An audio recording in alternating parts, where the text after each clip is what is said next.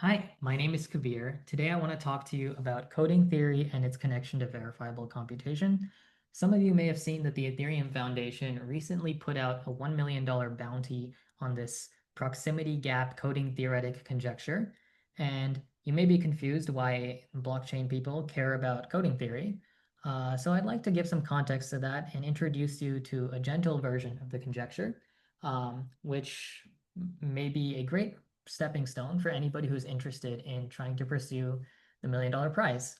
Without further ado, let's get started. So here's the main setting that we care about. Suppose you're given a program and an input, and you're interested in learning what the output would be. Maybe you're resource constrained and you're not capable of doing this computation by yourself. You can delegate this computation to some third party, but perhaps they're not incentivized to actually do the computation and might just give some answer. You can request that they not only give you an output, but also a proof of integrity. Now, we call such a protocol a Verifiable Computation Protocol, or VC for short. Now, how do we build and think about these VC protocols? Typically, we have a prover and a verifier, and they can chat. And implicitly, there's some claim that the prover is trying to convince the verifier of. In our case, it's that some specific program evaluated on some specific input gives you some specific output. After talking, the verifier's job is to either accept or reject the claim. Now, there's a couple of things that we want from this protocol. The first is completeness. This stipulates that if the claim were true, then the honest prover should be able to convince the verifier. The second is soundness, and this means that if the claim were false, then no matter what the prover tried to do, the verifier's acceptance probability is almost zero. And then finally, we ask for succinctness. This basically says that the verifier should make its decision without having to do too much work, because the whole point of this protocol is for the verifier to outsource work. So if the verifier is taking time proportional to actually running the program herself, then what was really gained here? Now, the key tool to being able to accomplish these three things simultaneously is going to be coding theory.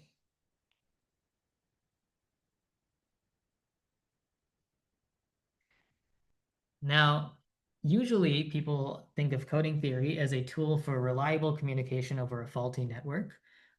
Say I have some message that I want to send across this network.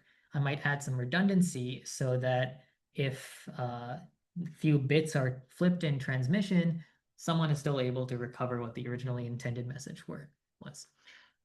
Another lens to view coding theory is a tool that amplifies badness. For those of you who are familiar with probabilistically checkable proofs, this may look familiar to you. So as a toy example, let's imagine that we're given some vector, and this vector is 1 at one spot and 0 everywhere else. Now I want to give like some moral interpretation to what this vector is. Let's say that these 0 spots means that there's no error, and this 1 spot means that there's an error. Again, this is no error. If I were to hand this vector or string over to the verifier and say, hey, is there any problem here? They would have to look at every single spot in order to find the problem. However, if I were to encode using some error correcting code, I could get something that looks like this instead, where these shaded regions are where the errors are. And this is this idea of amplifying badness. So now the verifier can just choose a few random spots, and with high probability, it'll find an error if one exists. So now I'll tell you a little bit about the soundness analysis of these verifiable computation systems. So this isn't how all of them work, but certainly a subclass that the Ethereum Foundation and others alike care for. The analysis works something like this. If the prover P is restricted to sending valid code words only in their proof, then V can be succinct. So what does this mean? It means that you should morally think of this interactive procedure that the prover and verifier are engaging in is the prover is making a bunch of subclaims and subarguments, and the verifier is asking some questions. Maybe the prover tries to slip in like a very subtle nuance somewhere in one of their subarguments. But because they're amplifying the badness through this encoding procedure, the verifier will be able to catch any such subtlety with just a few queries. So this is part one of the soundness analysis. And the second part is that the verifier checks that the proof here can be thought of as like all the messages the prover ever sent the verifier, the collection. The verifier checks that the proof consists only of valid code words. Now, let's pause here for a second because it seems like we just kicked the can down the road. Indeed, there's no way to tell whether a string is a valid code word without having to read the whole thing. So what have we really accomplished? In fact, maybe the verifier's task got harder. It turns out we can actually relax this a little bit and say that the proof needs to consist of words that are close to valid code words. And what's the intuition for why it's okay to do this relaxation? Well, if I'm a dishonest prover trying to convince you of a false claim, if I'm sending you proof strings, which are all words that are close to valid code words, and the verifier is not looking at most of the positions anyway, it's very likely that the view of the verifier is that I sent valid code words anyways. Indeed, like there's not much of a gain you can get from sending these close to code words versus if you had just sent the code word that they were close to. So that's why this relaxation is okay. And the bulk of what we're going to talk about now is how we can do this star efficiently. Before we can understand protocols that do star efficiently, we have to first talk about something math-oriented, and this is proximity gaps. So I guess there's like a question, like how to star. The answer is proximity gaps. I'm going to give a very informal definition of proximity gaps. So I'll say that a set A has a proximity gap with respect to some property P if the following is true. Either case one is I take some element in my set A and A is close to P. This is something really small. Or I'm in case two where A is close to P happens with probability 1. And so this thing here is the gap, as alluded to in the term proximity gap. Okay, so either it's the case that everything in my set is close to being in the property, or a very small fraction of things in my set are close to being in the property, and there's no in between. I can't live in a world where 50% of the elements are close to being in the property and 50% aren't. Okay, so this is a very interesting property we can ask of some set. So now, what we'll talk about is that we'll talk about using the property of being a valid code word. And we'll talk about a collection of sets A for which this is true called affine, well, I'll call them subspaces. Okay, so maybe I need to tell you a little bit about coding theory for this to make sense. So I'll do a very quick detour. For those of you who are already very familiar with coding theory, feel free to skip this section. I'm specifically going to talk about linear codes, and I'll assume some linear algebra background. So we say that V is a linear code of dimension k if V is a subspace of dimension k. Okay, and honestly, this is really all I need to tell you. This implies that like 0 is a code word. So a code is just a collection of words, length n words. This is also sometimes called the ambient space. So 0 is a valid code word, and then if A and B are code words, then their sum is a code word, their difference is a code word, blah, blah, blah. Okay, so let's end the detour there. Maybe I'll say one more thing. There's a special type of linear code that people care about called the Reed-Solomon code. And how does this work? You have a length k message, and then there's this linear encoding map, which is injective, which maps to evaluations of some polynomial where you assume that these are the univariate coefficients. Okay. So yeah, back to proximity gaps, right? There's this theorem, and for those looking for a reference, it comes from BCIKS 20, or I guess now 23, of originally this Fox paper titled Proximity Gaps for Reed-Solomon Codes.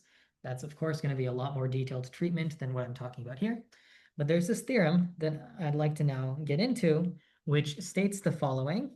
For every affine subspace A of fq to the n, the probability that I take some word in that space and it's E close to the Reed-Solomon code, excuse me, is either less than or equal to n over q or 1. It's in one of these two cases. Please excuse the bad notation.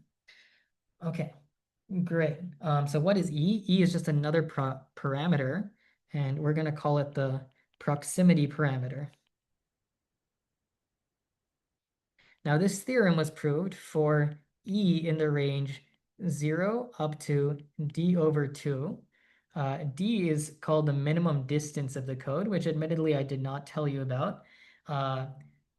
Coding theory you can think about as this collection of words is a good collection of words if any two words are at least reasonably far away from each other. Okay, so D, for those familiar, this is the minimum distance of the code. Great, okay, so we have this statement for parameters E that range between 0 and d over 2. How will we use this? Now, the first way we'll use it is for a batch test. Now, recall that what was our goal? Our goal was that the verifier should be able to quickly check, where is it? That the proof consists only of things that are close to being in the code. All right, so our proof consisted of a bunch of things, u1 up to um, where ui is in fq to the n. The verifier wants to check that each of these UIs is indeed close to the code. So what can she do? She could run a close to the code check on each of these UIs m times independently. We'd like to do a little bit better than that. So what we'll do instead is we'll cite proximity gaps. If the prover is honest, then they're not just close to the code, but they're actually in the code. For every single I. Thus, any like linear combination of the UIs is also in the code. Great. If the prover is dishonest, we really only care about the case where they tried to send something that was far from the code.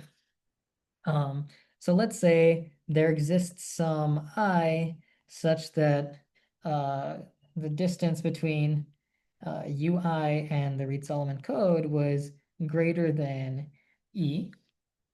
For now, assume that E is like smaller than d over 2 for those that are getting worried. I'm trying to simplify a lot of things and sweeping some stuff under the rug.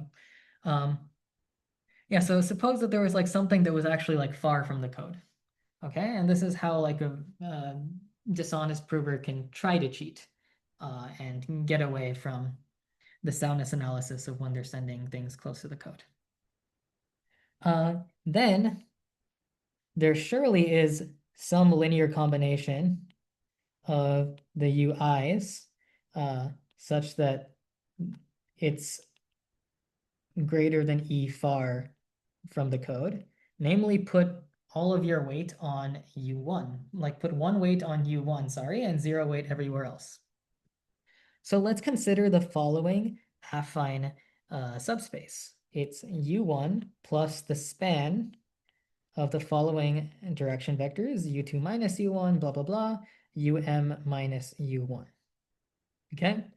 Now, clearly, if the prover is dishonest in this way, we can find something in A. There exists some A in A in the dishonest case, such that the delta between A and the Reed-Solomon code is greater than E. Okay? And notably, this means that this probability in the dishonest case is not 1. Citing proximity gaps, we can say that this probability is in fact really small if we take some A randomly. So what can our test be? Rather than testing each of these UIs individually, we can instead take a random U from A and test if U is close to the code. And it's very unlikely that we chose a bad U.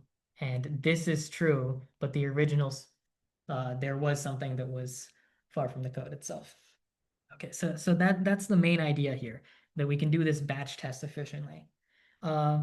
We'd argue that there's also a second thing, and it's like, how do you test now that U is close to the code? Proximity gaps will give us a second thing, and proximity gaps actually underlie something called the Fry protocol. And the Fry protocol is basically, you could consider it a black box to basically test this proximity to the Reed-Solomon code. It's very interesting in how it works, and I'm not going to go into the details. I have another video explaining the Fry protocol. But one way you can view the Fry protocol is you can break U into two pieces. Let's call it U0, UO, and UE.